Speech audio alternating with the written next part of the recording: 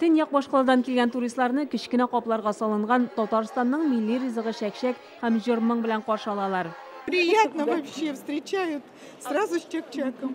Әлеге ханымнар Казанга беренче тапкыр килә, дуслары киңәш иткән. Май бәйрәмнәрен монда үткәрергә, тарихи шәһәр белән танышырга телиләр. Туроператор аларга чартер рейсын тәкъдим иткән. Бер яктан арзан булса, икенче яктан кэшбэк кайтарыла.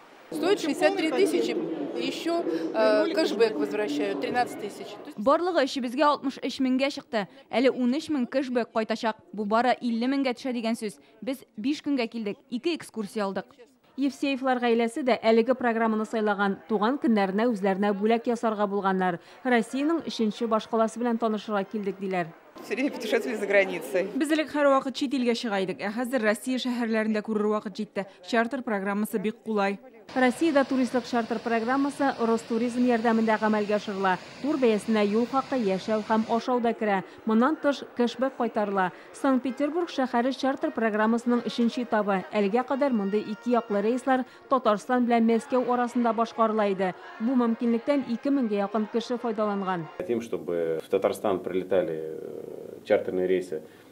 Без киләчәктә Татарстанга туристлар Санкт-Петербург һәм Мәскәүдән генә түгел, башка шәһәрләрдән дә килер дип уйлыйбыз. Мәсәлән, Красноярск, Новосибирск, Краснодар өлкәләре. Бу ил буенча сәяхәт итүче туристлар санын арттырачак. Кешеләр бер юлы берничә шәһәрдә булалар.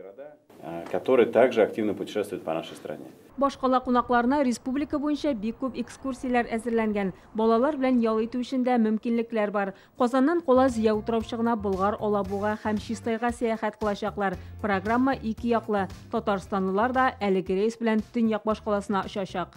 Это жителям Санкт-Петербурга от жителей Татарстана. Наш чак-чак.